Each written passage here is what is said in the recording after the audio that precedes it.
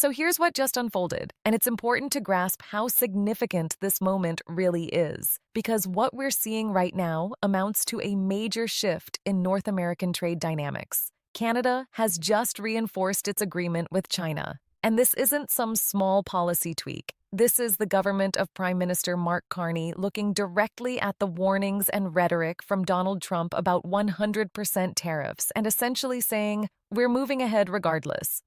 For decades, the United States has functioned as the central force in Canada's economy. It was an unspoken rule in Ottawa that any major decision or trade agreement had to align with American expectations. But that era of quiet alignment, that period of deference, may have come to a close this week, and it didn't end quietly through diplomacy. It concluded with a deal signed in Beijing. Let me break down exactly what happened because the specifics matter here. In January, Mark Carney traveled to Beijing, not Washington, and during that visit, Canada and China finalized a sweeping trade agreement that reshapes the continent's economic framework. China agreed to lower tariffs on Canadian agricultural exports. We're talking canola, beef, lobster, peas, real goods from Canadian farmers, ranchers, and fishers who've faced pressure for years. But here's the part that has Washington reacting strongly.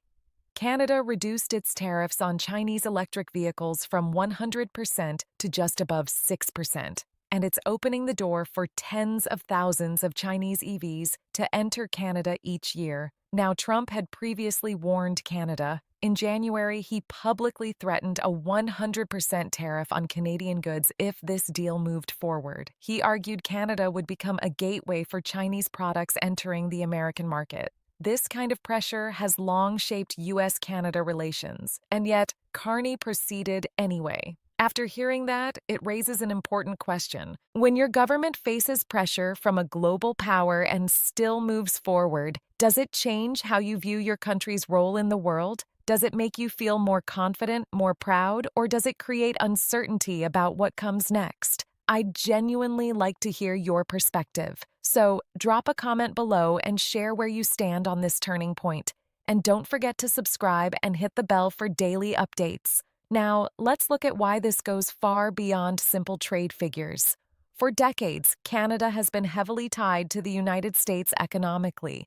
Roughly 34% of Canadian exports have traditionally gone south. That level of reliance gives the U.S. considerable leverage. And over time, different American administrations have used that influence in various ways. Trump's tariff threats weren't entirely new, just more direct. But what Carney is doing, what this agreement represents, is Canada signaling that it wants more independence. The administration's goal is to significantly expand exports beyond the U.S. over the next decade. They're working toward diversifying trade relationships so no single country can exert overwhelming influence over Canada's economy. And the timing is notable. American pressure tactics appear to be having the opposite effect. Trump's 100% tariff warning was intended to push Canada to reconsider. Instead, it accelerated Canada's shift toward China. It reinforced the argument for diversification more effectively than any speech could. Let's talk about who benefits right now. This isn't theoretical. Real industries are already seeing impact. Take the beef sector. China has reopened its market to Canadian beef after years of restrictions. That means access to one of the world's largest consumer bases, increased revenue, and greater stability for agricultural communities. Canadian producers of canola, lobster, and peas are also benefiting from reduced tariffs. These are tangible advantages that directly affect incomes and livelihoods. Then there's the electric vehicle aspect. By lowering tariffs on Chinese EVs, Canada is positioning itself within the global shift toward electric transportation.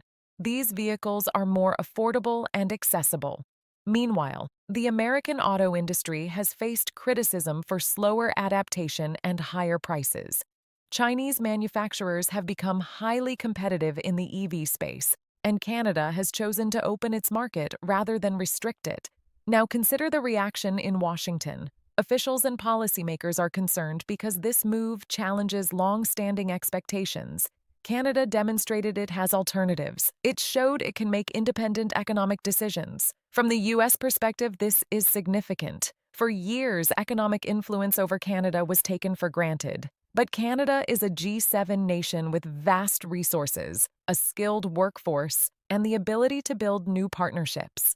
When Trump issued the tariff warning, it was intended as leverage. Instead, it highlighted the risks of overdependence. It strengthened the case for diversification. And now, American businesses could face consequences if tensions escalate.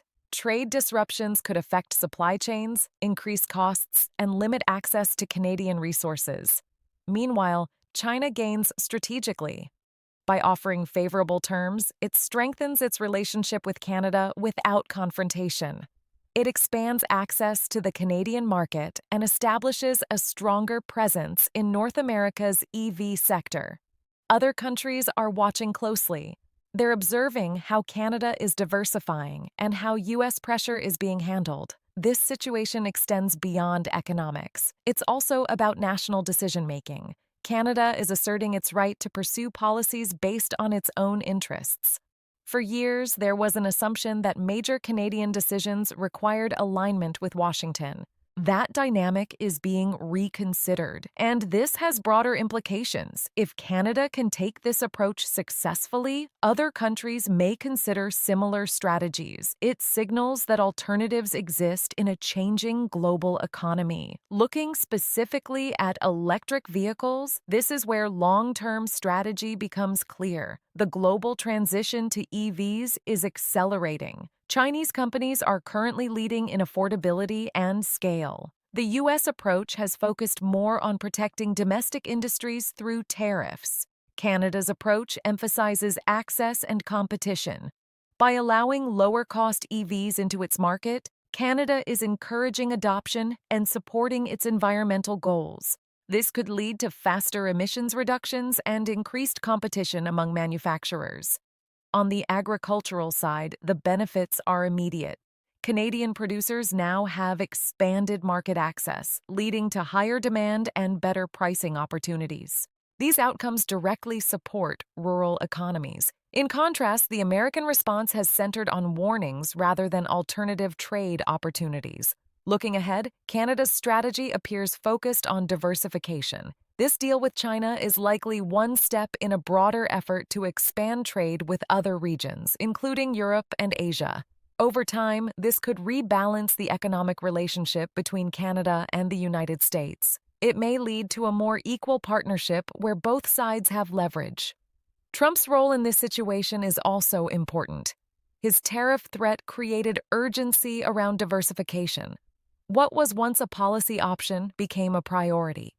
It helped build domestic support for reducing reliance on a single market. There's also a broader lesson here about economic pressure. In a more interconnected global economy, countries have more options than before. This reduces the effectiveness of traditional pressure tactics. Canada's actions reflect that shift, and other nations are paying attention. For Canadians, this moment carries significance. It reflects a desire for independence in decision-making. It resonates with industries seeking new markets and with citizens who want greater economic resilience. There's also an environmental dimension. Lower-cost EVs can accelerate adoption and support climate targets. This aligns economic and environmental goals in a practical way. As for what happens next, much depends on how the United States responds. If tariffs are implemented, it could lead to broader trade tensions. If not, it may signal a shift in approach. Either way, the dynamic is changing. Canada is moving forward with its diversification strategy, and the relationship between these countries is evolving. This moment highlights a shift in how economic relationships are managed. Canada has taken a step toward greater independence, and the effects of that decision will continue to unfold in the months and years ahead.